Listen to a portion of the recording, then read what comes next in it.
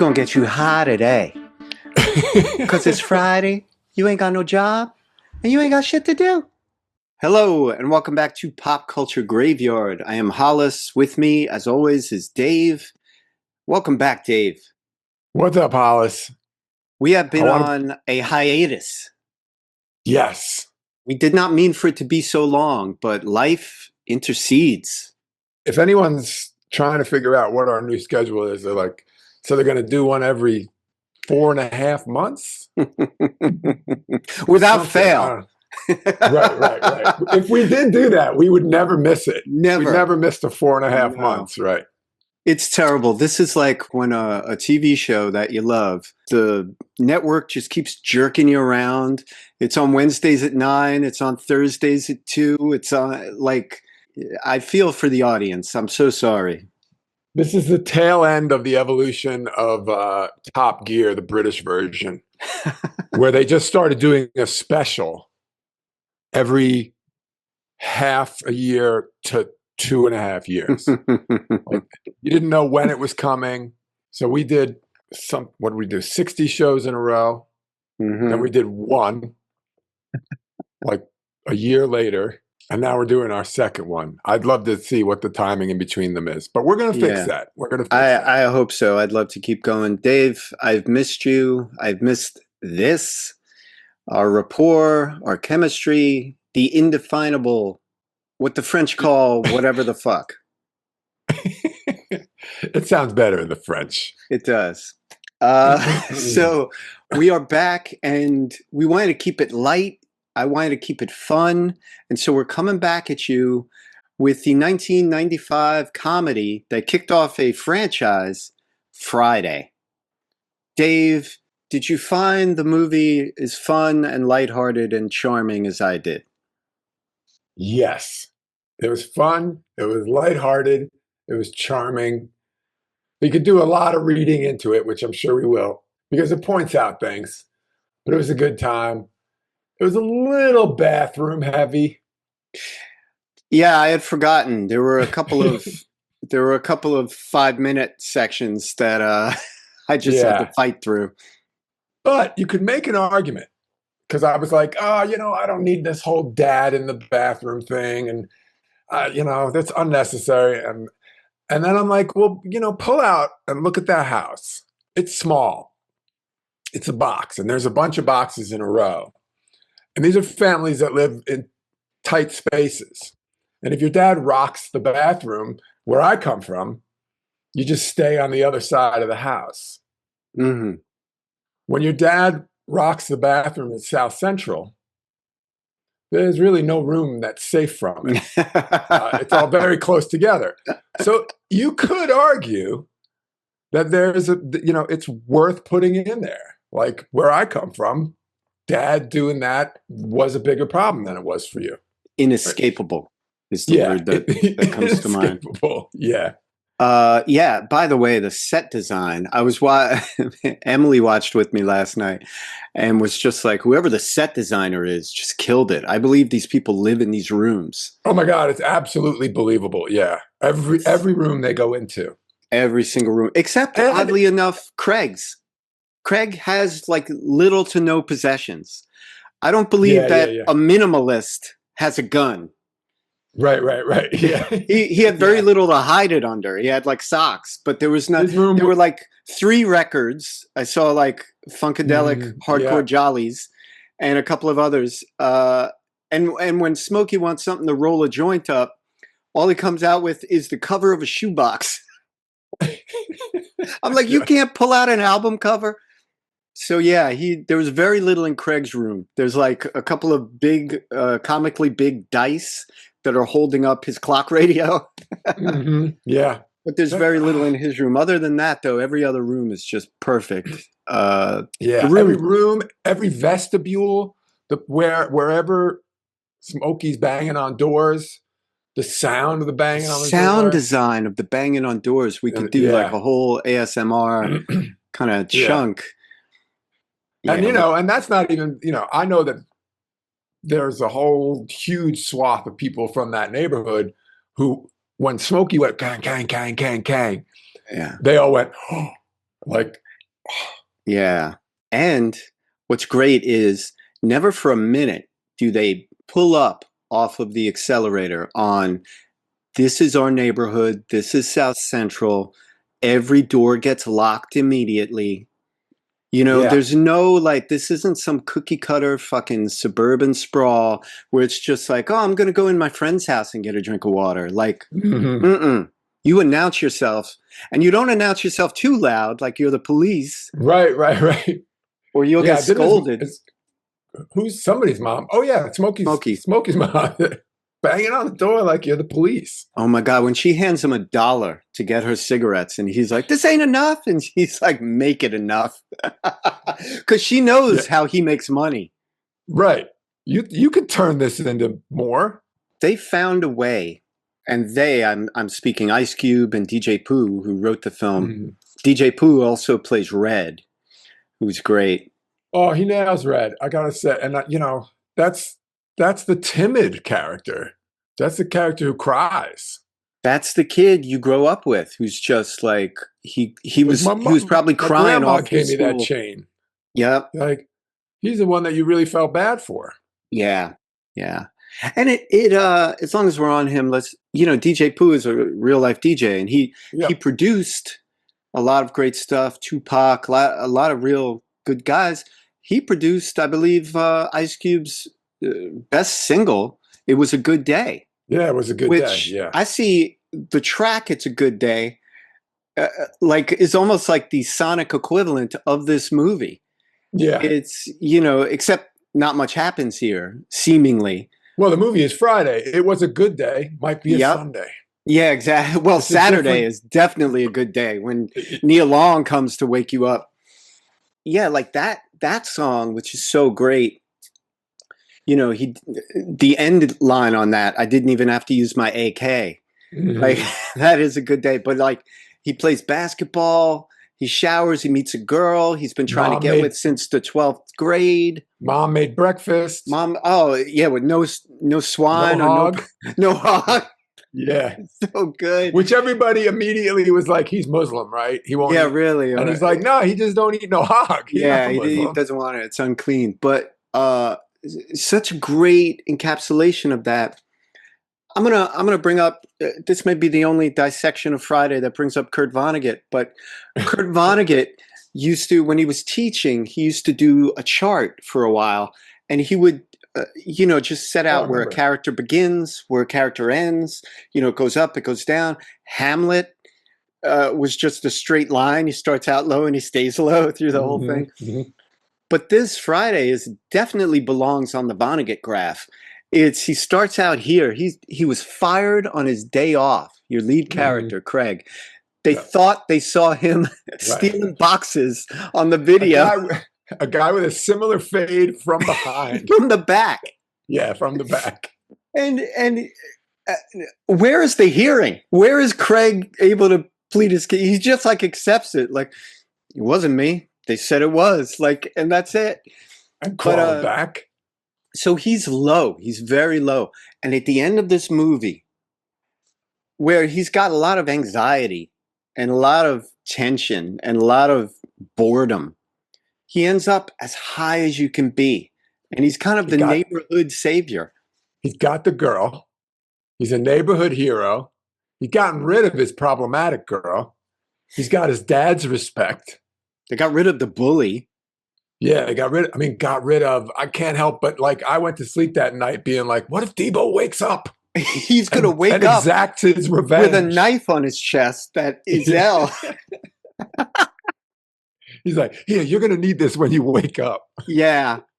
So yeah, we're going to pretend that Debo, the town bully, is now crestfallen and just a mere shell of himself. Yeah, there are holes in the dad's argument.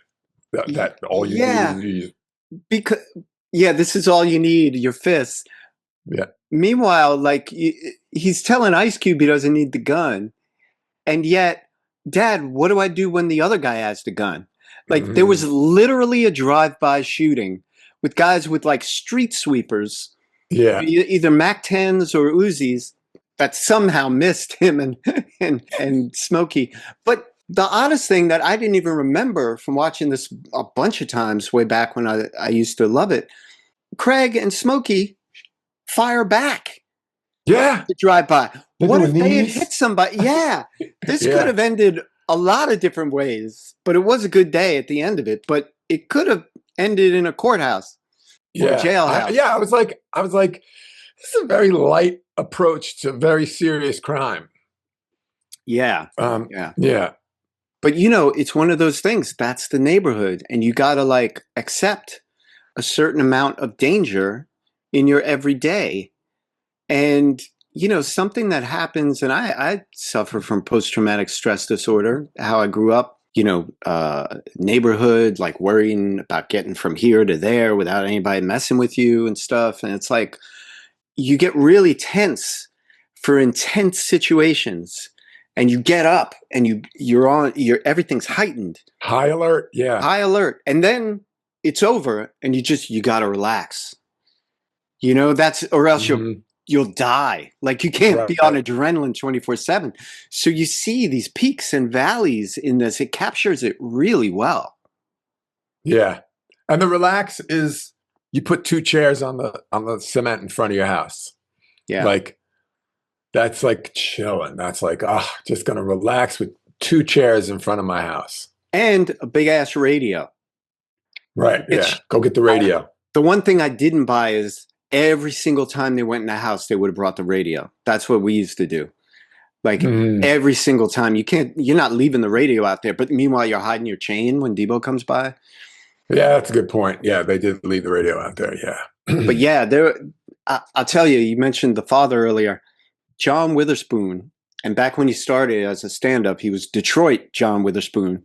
I love this guy. I grew up loving this guy. This was somewhat of a comeback for me because I already loved him in Hollywood Shuffle, the Robert Townsend film, his first film. Fantastic. He was in Richard Pryor stuff. Like, he just has a way of talking. He's one of those guys, you just let him go. Like in the film, Eddie Murphy film, Boomerang. You just let him go. You have a feeling all of his stuff is like totally extemporaneous, like just off the top of his head. He just... How come every time I'm in the kitchen, you in the kitchen? Like there's a cadence to him. He just breaks off these chunks of dialogue and delivers them. John Witherspoon. I could see someone saying, "I'm going to film this movie about the hood, but we can't film it in the hood. We got to film it in Canada. How are we going to make it convincing? Can you get Witherspoon?" He's like so believable. As a real dude from right there. Yeah.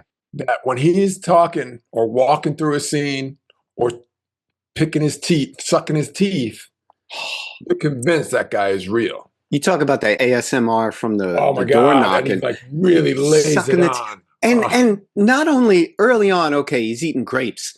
Later on, he's eating a sandwich and he's picking out of the sandwich with his hand. What is that? I got another thing that you can culturally attach it to is dental trouble. When you're missing teeth and your teeth are in repair and you can't afford to finish them and you have problems with them, eating becomes weird. You're putting food where the teeth are, you're sucking food out of where it gets stuck, and it points to the cultural situation a little bit. Yeah. I mean, I could be wrong. I could be reading too much into it. You're not wrong. I'm missing teeth.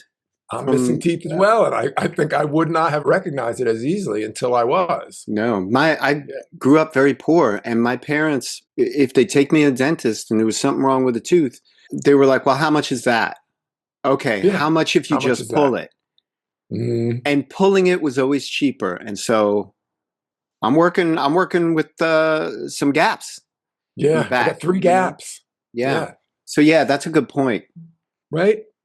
Depending on who you are, you might find that really hard to watch or listen to. Yeah. So that's what I was talking about earlier. Like there's a few things that are like cringe-ish. Not cringe socially, but just cringe like pooping outside a house, pooping inside a house, sucking your teeth. But the Blazing Saddles farting around the fire is funny. having to take a poop, not being able to get in the house is funny. Yeah. But there is a more refined director's cut. And I love Ezal as the crackhead, just willing to do for $2 what what an unaddicted man would not do for 100. Yeah. Following up everywhere. But let's that guy talk. Exists. There's hundreds of that Oh, guy. You ain't catching no crackhead, which might be the quote for this, this film. Let's talk about Smokey. We are watching the birth of a movie star in Chris Tucker here. Yeah. I always loved this film, and I didn't question it. And he works as a good kind of counterpoint to Ice Cube's or Craig's kind of laconic, kind of like almost sleepy character. Yeah, it's a good South Central style. Just like, I get to it when I get to it. Yeah. Smokey is the exact polar opposite. But watching it, it was almost like uncomfortable. I was like, Chris, bring it down. Yeah. A little bit. You know, he was he came out at an 11 and he did not let up. When he did let up, when it finally dawned on him that he got his friend in trouble, that was a nice moment. But he could have come down from a 7 for that. Right. Yeah. It would have been nice as a 7 to 4. It was an 11 to 4. Right. Which it didn't need to be as amped up as it was. And I read a little stuff and he like didn't do the sequels and stuff.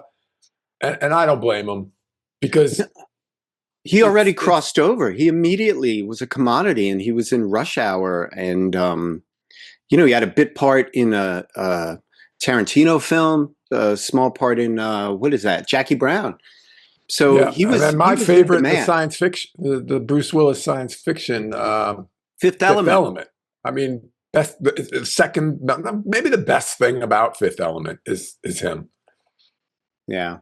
Good. He immediately was in demand, and people were just like, Friday's fun, but who is that guy? And plucked him out. Yeah. I picked, he got into Friday by someone seeing one of the sketch comedy shows and being like, "Who is that guy?" and putting him in really? Friday. Did he do because Def Comedy? It was going to be DJ Pooh. It was going to be Ice Cube alongside DJ Pooh. Oh, yeah! Wow! And then they decided they were going to use this guy that they had seen on one of the sketch comedy shows, Chris Tucker, who was perfect. Yeah, absolutely perfect. Also, seeing DJ Pooh as Red, I can't imagine him pulling off Smokey.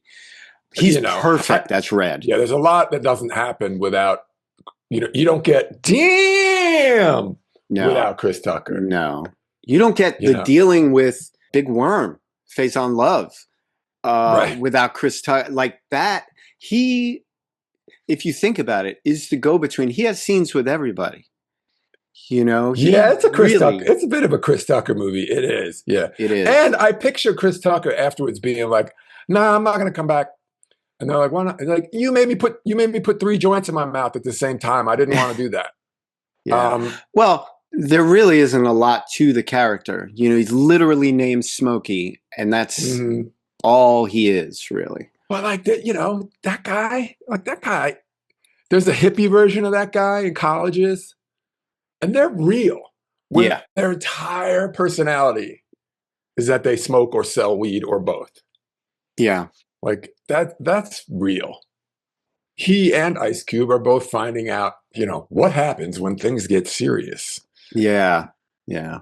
Speaking of serious, Debo, played by Tiny Zeus Lister Jr., who I first saw in a John Candy film called Armed and Dangerous.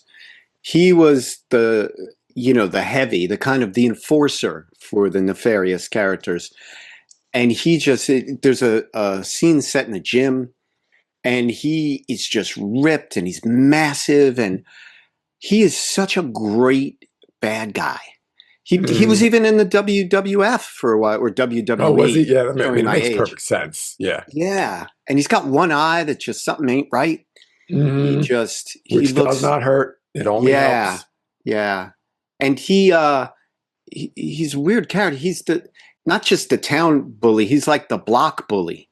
because even at one point, Chris Tucker's character says to Ice Cube's character, like, you know, he isn't trying that with those guys around the corner. Right. He's only doing this to us. Yeah. He's not crossing any barriers. No. Yet. And it sets up the world really nicely. There's just this one block and everybody knows everybody. Things go wrong, but they don't go too wrong. I get the impression that there are worse blocks on this side, maybe better blocks on that side. Yeah. And each one has its own Debo. Right. You know? What is the average territory of a Debo? Oh, 3 blocks this way and 3 blocks that way. You know, he's like a lion. His range extends. I mean, only in so a way, how much can he control before there's too many and they rise up against him? Right, but also there are sections in every neighborhood. You know, I liked my particular block, but I didn't venture too far from it. Some blocks do not play at all. The guys who did the drive-by, they have a block. So those guys around the corner that Debo doesn't mess with, that could be a gang. That's either, you know, a group of Crips or Bloods who hang out. But I'm going back to the knife. The knife is a hole in the script for me. The knife should not exist. Debo should never pull that knife out. It should just be Craig has a gun to deal with him. And he's like, what? You know, he's posturing, like get knocked out. Like Debo should be about the fists. Yeah. And he is a monster. This movie has a monster, and it's Debo. And handing a monster a weapon is weird. It is. The monster should be in itself scary. Like you're saying, like a panther or a jaguar never pulls out a weapon. Like they're enough, you know, a grizzly bear or whatever. But also it leaves kind of an ellipses on that night of like Debo has a knife. And is he going to pull out a gun next time? And is there... Yeah, that's part of why I was like, the movie is saying Debo has been handled. And I can't help but be like, has he? Yeah.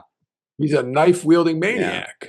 It spawned 2 sequels, and I'm sure Craig doesn't get stabbed in either of them. We're probably worried about nothing. But I like dealing with the reality of the film we're talking about and nothing else.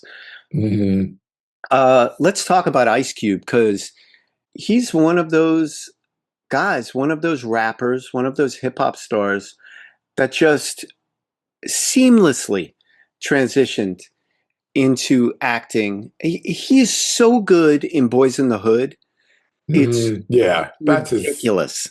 That's his best performance, I think. So good. I mean, it's the best material. Yeah. So that doesn't hurt. I mean, it's not a babysitter movie, and it's not goofy pot jokes, you know. Right. And also that's what's great about Friday, because most people, or let's just say most white bread people, do not realize that South Central LA has any other color in its paint box other than gangster rap. And you know, drive-bys and worry and killing and all of this. And it's like, if that was all there was, there'd be no people there. Instead, they're getting married. They're having kids. They're raising families. They're laughing, you know? Kids ride bikes. Yeah. People hook up with one another, you know, like. Yeah, so this is a nice kind of tonic. This is a nice panacea to all of the kind of like unrelenting gangster rap reinforcing of images. It had to be what Ice Cube was trying to do. He was like, how come every time my neighborhood has got to be like, you know? Yeah. Like, we have a good time. Can't we do a movie about how we have a good time?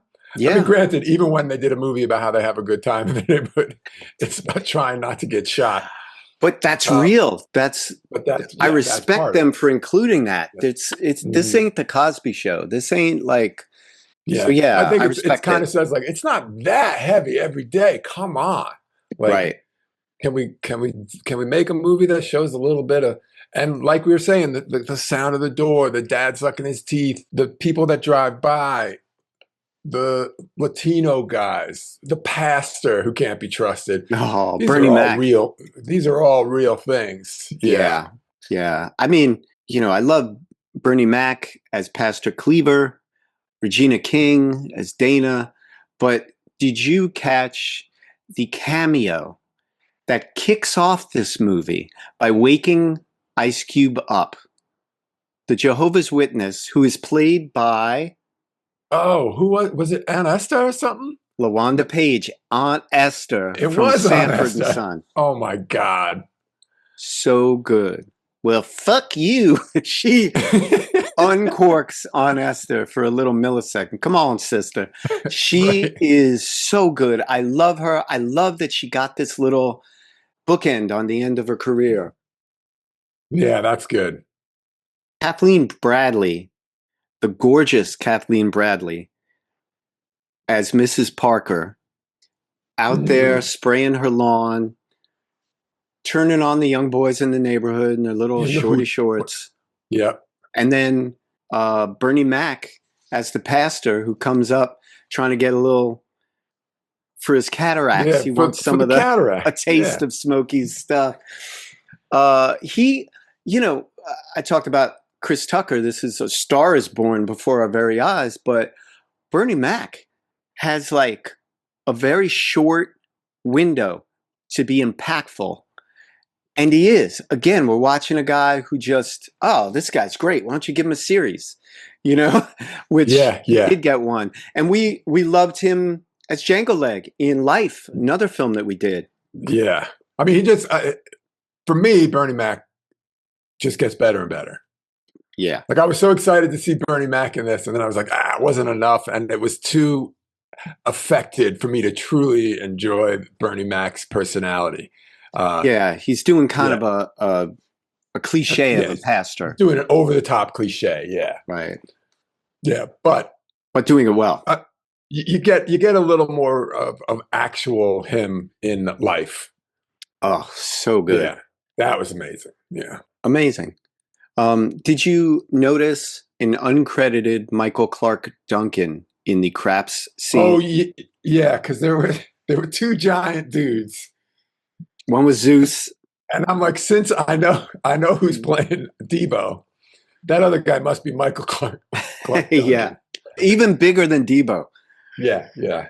There was a moment, Red gets knocked out by Debo, and then Smokey gets in his face and says, of course, the line, "You got knocked the fuck out." And I'm like, that's your boy. That's your friend. What are you doing? That's so fucked up. And everybody hates Debo.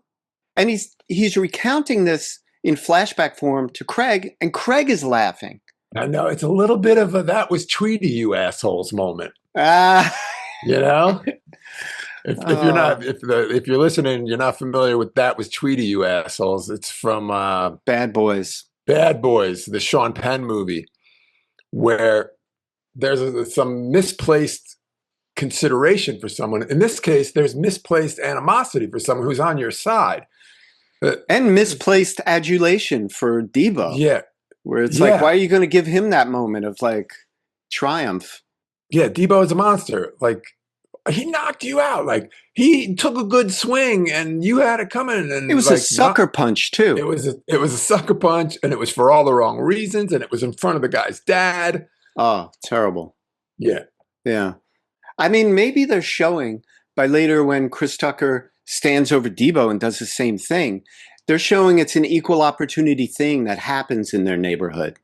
Mm-hmm. Whoever's winning is getting whoever gets knocked out got knocked the fuck out, and it's just punctuated by that statement. But it just is kind of messed up. I like that Red gets a lick in while Debo is coming to. And takes his chain back. Yeah. And rides there's a little bit of bravery there. You got to go up to the monster and take your chain off of him. He took and his chain back, he knocked him out, and he rides his beach cruiser home going, Craig. Yeah. That's good. That's a great moment. I'm loving Red getting that moment. All right.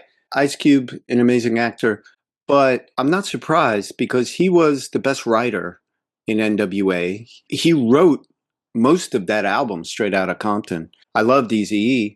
Him and Ice Cube were my guys in there, even though I wasn't a West Coast guy. But like Yeah. You got to respect Ice Cube as a writer. Like, he was just great, and he painted pictures. So that speaks to him having an acting ability inside of him, I would think. Yeah. I think about rappers going into acting versus songwriters going into acting. Like, I know from having written rap songs that they take up like 3 or 4 sheets of paper, one song. Bowie songs, Dylan songs, the Stones, they all fit on a napkin. You know, there are exceptions, of course.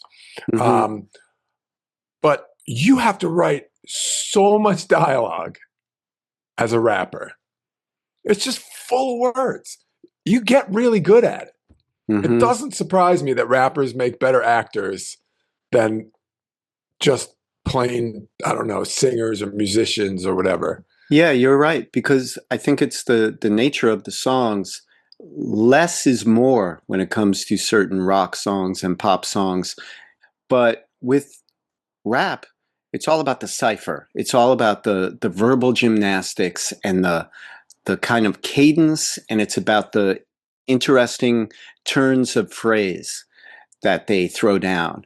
And there's 50 of them in a song. Absolutely. You know, I want to hold your hand has like 7 turns of phrase. Yeah. You know, if that. Any rap song, you start at like 24 things get said. That's like your minimum. Yeah. So to have an album or 2 albums or 7 albums as a rapper means you just have volumes of words. Also, hip hop, I would think, more than any other genre, is very much a "what have you done for me lately" kind of proposition. You know, nobody brings up old shit. Right. Like Chris Tucker says, "Why you gotta bring up old shit?" It's very much what's hot, what's new, and people don't go back a lot. You know, me, I listen to all the stuff I grew up with, the golden age of hip hop. You know, from the Audio 2 and Curtis Blow and all the earlier kind of things, and the funky 4+1, straight up through Illmatic and Wu-Tang. That was kind of the tail end of my immersion in it. But I listen to that stuff all the time still. But kids who are into hip hop, when they're into it, they just want the latest. And so it's current. Yeah. It's current. And so you don't just hit them with a few rhymes. You pack the songs with really fun rhymes. And that's what keeps the song viable for longer. They get through the whole song and then they learn it. And then so you extend the life of the song if it's packed with great verbiage, you know? Yeah. And if you, and people, fans, if you knew all the words, you know, if you know all the words to Forget About Dre, it separates you from the pack. I mean, it's a feat. It's a feat. If you know all the words to Forget About Dre and you're doing bad in a class, any class, you're not applying yourself. Because it takes I've tried to learn all the words to Forget About Dre. The Eminem parts are so confusing. He plays with the timing so weird and everything. Yeah. But I've tried and I've never learned all the words to Forget About Dre. Well, you know what's funny is that you, anybody who's a fan of the show, or if you're new to the show, Dave has and does design a lot of T-shirts and hats and everything, tote bags. You can get whatever you need. And one of your earliest designs was "Ren said it with authority." I was looking for a way to say, I didn't want to make a shirt that said "fuck the police." Right. Too obvious. Right. So I said, Ren said it with authority. It does 2 things. It says "fuck the police." Right. But it also makes people go, oh shit, I know what you're doing. That is just one of many designs that capture what I love about your designs, which is they are one step removed. You have to meet them halfway. And if you do, and then you meet someone else who sees you with it, who is also of the mind to meet you halfway, it is a bonding moment. Exactly. Yeah, that's the point of it. Okay. Let's bring it on home. Let's land this plane. Well, Uh, can I ask you something? This mm, is related to the movie. Did you watch any of Black Jesus, the TV show Black Jesus? no, I did not. It was amazing. Okay. And it featured people like Charlie Murphy, John Witherspoon, um, I don't need to hear any Keith, more. Keith David, Ah, uh, I didn't take it out to give it some air. Corey Holcomb, uh, Angela Gibbs. It is like they probably used Friday as like a model or something like to emulate.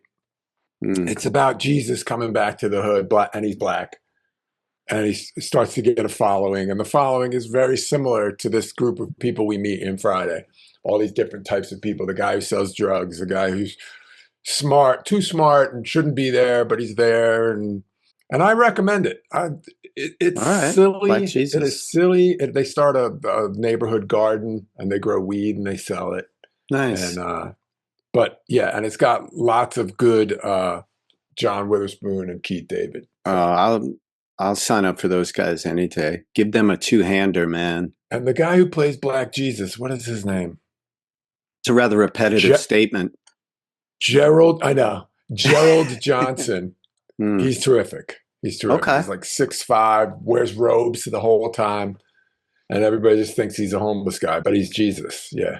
Love it. Love it. Yeah. This movie, I said it kicked off a franchise. They have two more of this. But I think also without this movie, you don't get Barbershop. So it kicked off a couple like, Right. this, Yeah. it created an archetype of movies to play to, their core audience. It didn't really. And how does it do it? By showing that it's viable financially. Right. Because it got turned down. In some of my checking around, they had a hard time selling Friday. And then New Line Cinema, who had done a couple of hood movies, said, House Party, we'll I think, was the big okay, that might have been it. success that happened. They said, we'll put money on it. And all the Friday movies made money. Yeah. And all the guys that were turning them down were like, I don't think there's a lot of people who want to see that. Mm. And it's like, yeah, I could see a room full of executives deciding that Friday isn't going to make money. Right, right. It's a very quotable film. You got knocked the fuck out. You got how you going to get fired on your day off. We're going to get you high today. Like there's a million great lines, but he also spawned a phrase that I remember being everywhere for a while and still comes up sometimes. Yeah, Bye, it's political Felicia. now. Bye, Felicia. I think there was no easier way with two words to say, your opinion doesn't matter, get out. Absolutely. Yeah. And it became the huge internet to the point where I think there's hundreds of thousands of people who use it and have no idea what they're talking, like have no idea what it's from. Right. Felicia is played by Angela Means. She is the sister, I believe, of the character Debbie, Nia Long. And out of nowhere, Felicia and Debo somehow found love. They are a couple, or at least that's where he's staying that night. But then he beats her because he thinks she went through his pants or something. Yeah. That's Smokey. She does time for Smokey's crime. Remember, he goes through the window. Smokey's not stepping up. No. Smokey's not going, I'm sorry, that was me. It's too late. He already did the damage. But see, that's again where I respect the film for not pulling back, not glossing over shit. And like, that's right there. And then he hits Debbie. There's some bullshit sexism that goes on, obviously. And this is a film for the 90s, and we should make it, kind of answer for the sexual politics of today. But the whole, women needing a man to rescue them, and the whole kind of like, protecting we got to protect all the women. It's it was a thing then, as it is now in a lot of quarters. But they gave the job of cracking, like somebody has to crack the bad guy. Somebody has to put the first crack in the monster, and they gave that job to the woman. Debbie does And that. yeah, Debbie's the She one says all these who, punks may be scared of you, but I'm not scared of you. right. And now the men have no choice. Right. Or one of them has to stand up. Otherwise, she Mhm. will have, even though her attempt to stop him failed, Yeah. she was the one who said, you can stand up to these people. You might not Mhm. win, but you can. So I'm glad they gave that to her. I am too. And I just wondered something. I want to get your take on it because I just thought of it. And I think this may be the way they would do it today.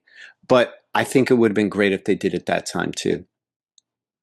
What would you think of an ending where, he hits Debbie, Craig gets his licks in, Debo fights back, Craig's dad gets a lick in, I Red kind of was gets a waiting lick for in, that.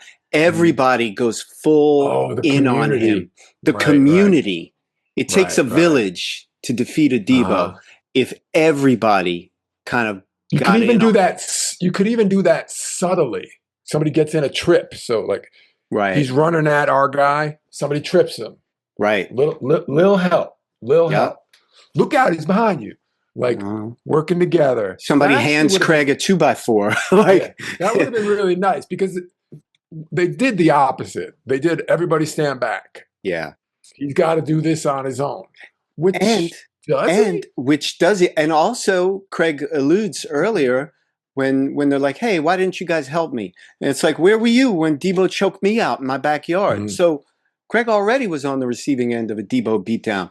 But like, this is good too because it precludes coming back for revenge against Craig. It's like the neighborhood tamed the neighborhood bully.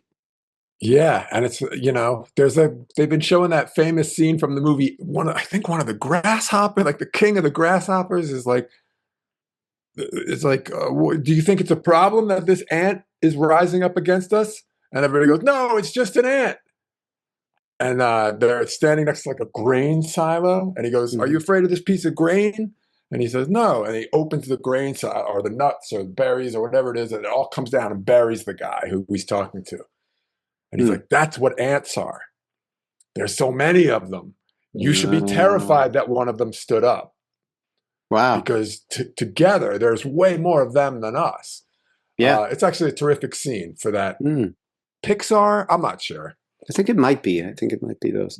But yeah, that scene is worth checking out. It's probably very easy to find because it's meme-ish at this point. Right, right. But yeah, he would wake up in the morning and know that the town will work against him again, as Yeah. opposed to waking up in the morning and knowing all he has to do is take out Craig, Right, the guy who had the balls to I mean, you right. could say that Craig broke the veneer, and now it's. Yeah, But it's true. That does happen with bullies a lot of time, is that they can't mm, get their mojo back. They can't. Everybody's yeah, seen them defeated, That's why these wrestling federations move the bad guy around, and hmm then he's undefeated in this area for a long time. And then out of right, nowhere, somebody beats him and they go somewhere else and he's the bully there. So yeah, obviously it goes without saying at this point, your first time seeing this. of course, And yeah, yeah, I'm glad you enjoyed it. It's one of these movies, Dave, you and I are always talking about enough with the explosions and the big, productions. Like there's enough drama in real life. And this is a movie where seemingly nothing happens. And hmm yet the fortunes of a lot of people are turned at the end of it. The action in this movie is actually a little out of place. Like when the guys come with the Mac, what are they, Mac 10s or whatever? I think so, They're yeah. more likely than Uzis because Uzis are Yeah. more expensive. But Mm. when those guys roll through, you're like, Jesus, like that's a hell of a response. Yeah. Um, And yeah. and it's good too because it springs on the movie audience the kind of wholly unprepared for this level of violence that is sprung on people in real life in these neighborhoods. Mhm. Yeah, and they're not unprepared for it because Yeah, already there's this earlier scene like drive by, right. where they're trying to hide.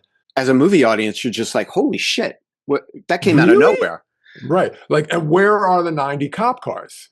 Guys just Ha. fired automatic weapons. Yeah. And so these guys come by, they fire weapons, no cop. 10 minutes goes by, an hour goes by, 2 hours. Cops are like, no one called.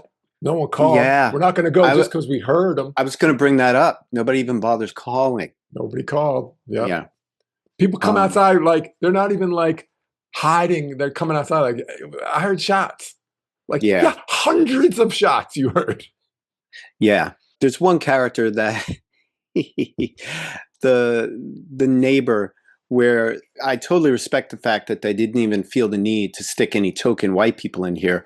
Mm-hmm. But they came up with that guy. Yeah. They came up with a token white guy in the form of a black guy who handles all of the white guy stuff, which is Stanley, their next door neighbor, trying to keep them all off the grass.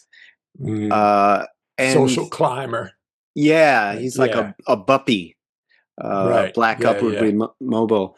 And you don't get the impression they took a long time fleshing out the characters of the movie and the production of the movie. And I'm amazed at how it seems like a real neighborhood. They're archetypes, but they're not. They give them all some seriously idiosyncratic stuff that's all their own. What's the kid's name from Fresh Prince who had a famous dance and I'm blanking on his name now. Alfonso Ribeiro played him. But that's your token, the not Carson, but so close. He does it. He had a dance that Calvin. I'm always ready to talk about the movie, and then you always bring up all these things, and I get such tunnel vision. I can't even step out. I know. I hear you. Carlton. Yeah, Carlton Banks.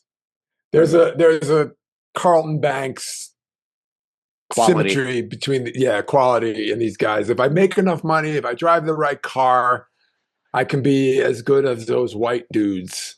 And it's while he's totally doing it to gain respect, it's doing nothing but making him lose the respect of the people in his community. Yeah. And he's not a bad dude. No, but he's also chasing his own tail. The Corvette is a weird choice. Oh, it is. But it's also Corvette is an extremely white car. Yeah. It's also the ultimate trophy. It's not functional. It's not good for anything. It's not good for anything. Driving astronauts to the launch pad. Yeah. That's literally what Corvette's got famous doing. And it says something about the character. He's not going to worry about having kids because he's not going to ever have a partner. Mm-hmm. He's going to keep that money for himself. So it's a 2-seater. It's just for him. Yeah, it is a weird choice. And he's buying symbols of his success, but he's not moving out of the neighborhood. So he's not crushing it like he claims to be. Yeah, I think it's funny that, at one point Debo and Smokey go in through his window. And he says, Stanley left his window open. And so they go over there. But the window is like half open. But to get to the window, Debo has to jimmy the bars, and he opens the bar. I'm like, if you can jimmy bars open, why would the fact that he left his window? That's not. Didn't everyone leave their window open? Yeah, but I mean, behind the bars, like if you can get through bars, what does it matter if the window's open or closed? Yeah, it's glass. Yeah. Don't poke holes in Friday, Hollis. All right, I'm sorry. I'm surprised. I'm surprised you didn't. I was waiting for you to say, how does Cube not know that the milk is empty? He lifts it up, the weight of it. Yeah. He's like celebrating his bowl of cereal. First of all, he poured an entire box into a salad bowl. He did. So he knows he needs a lot. He got the pasta spoon. He got a pasta spoon. He knows he needs a lot of milk. He does. And he dances over to the kitchen table, excited to have the cereal that he knows damn well he doesn't have enough milk for. You know what it reminds me of? It reminds me of Harvey Korman coming down the stairs in high anxiety. He makes it all the way to the table. He sits down. He looks at everyone else, puts his napkin out, grabs his spoon, goes to dish it, and finds out his fruit cup is gone. It's this, how did you not look down before that? How did you not? It's, the milk is so obviously not there. Yeah. And just take a minute. You ask your sister, is there milk? Yes, there's milk. Oh, thank God. Yeah. And then you could be like, you didn't ask how much or something like that, you know. But yeah, it feels like a big mistake to have him think there's milk when there's like he doesn't have weight perception. Like, yeah. I do like He's so clear. Like, that's his best evidence against him being the one that stole boxes. Yeah, he would not. He does. His dad's like, you better put some water on that cereal. Yeah. Put some water on it. Won't hurt. I'm pretty sure my dad has told me to put water on my cereal. Oh, when there's he had to have it with water this time. Well, you want cereal? There's no milk. Have it with water. Oh, I'm like, terrible. I don't think I can do that. On that note, you brought up your dad, the patron saint of PCG. Let's leave it there. 2 thumbs up for Friday. Absolutely, sure. But no need to see any sequels. This accomplished all it needs. If you want a teaser, I think, and you can cut this if you don't want it in here, but I think I could see Repo Man. Excellent. Yeah, excellent. I'd love to do that next. My memories of it are so vague that I think I would enjoy it. You need a refresher. All right. I need a refresh. Yeah. Why don't we say that? All right. Great. Thank you, Dave. Always a pleasure. Thank you, Hollis. Good to be back. Absolutely. Hollis and Dave would like to thank you for enjoying Pop Culture Graveyard.